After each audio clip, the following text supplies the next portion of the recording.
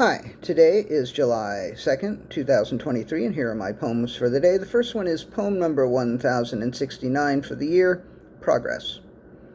Flying used to freak me out. I thought it was crazy to be above the clouds. Before I quit drinking, I would get drunk before I got on a plane. After I quit drinking, I would get anxiety before I got on a plane. But once I started flying with my daughter, I calmed down significantly. She has always loved to fly more than I have ever hated it, and I've managed to never freak out on a plane since she has been born, despite my sobriety. And now I can even look out the window and see the clouds and know that I am up above them and still think it's crazy, but not be freaked out. I'm flying to London with her a week from tomorrow, and I think I'm actually looking forward to getting on the plane.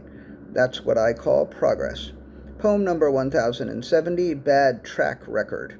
They said it couldn't be done, even though it could. They said it was possible, even though it wasn't. They said it was 40 miles away, when it was only 4 miles away. They said it was strawberry, when it was chocolate. They said it was common sense, when it was a product of logic. They said it was inevitable, when it was implausible. They said it was almost over, when it was barely half over. They said they had no idea, when they had several ideas. They said they were about to go, when they were intending to linger. They said maybe just a nightcap, when they knew they were going to get shit-faced and throw up on the carpet. They continued to be trusted, even though the things they said were often inaccurate. Poem number 1071, Sunbath.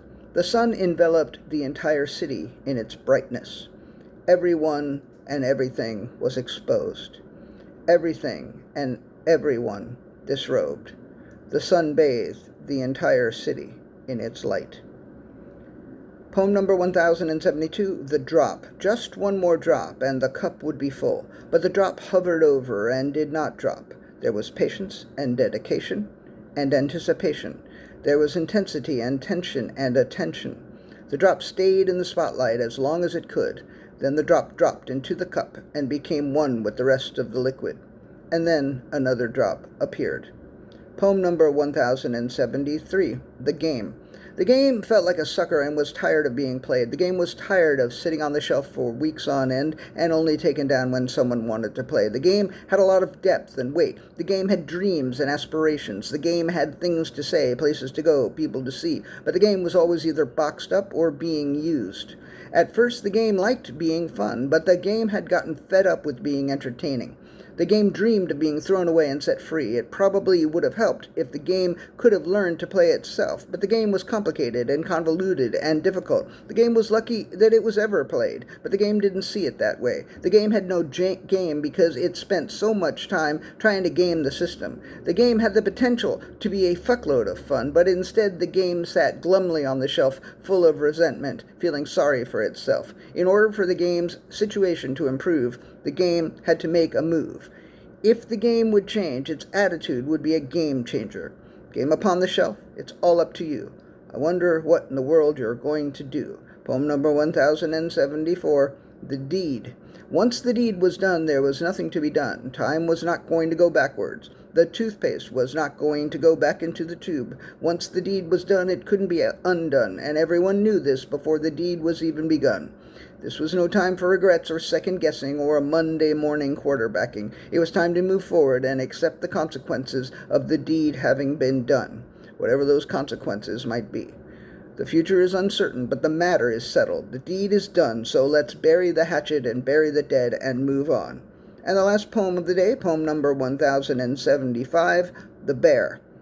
If there wasn't already a show by Christopher Storer called The Bear, if there wasn't already a film by Jean-Jacques Arnaud called The Bear, if there wasn't already a poem by Susan Mitchell called The Bear, and if there wasn't already a poem by Galwell Kinnell called The Bear, and if there weren't already so many other things called The Bear, then maybe it wouldn't bother me that this poem too is called The Bear, but I am bothered.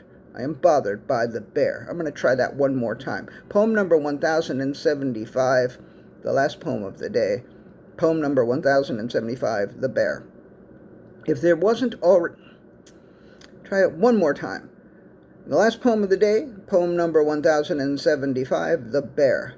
If there wasn't already a show by Christopher Storer called The Bear, if there wasn't already a film by Jean-Jacques Arnaud called The Bear, If there wasn't already a poem by Susan Mitchell called The Bear, if there wasn't already a poem by Galway Kinnell called The Bear, if there weren't already so many other things called The Bear, then maybe it wouldn't bother me that this poem too is called The Bear. But I am bothered.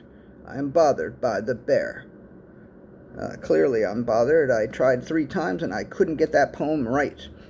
Anyway, thank you. I appreciate you. I do. Thank you.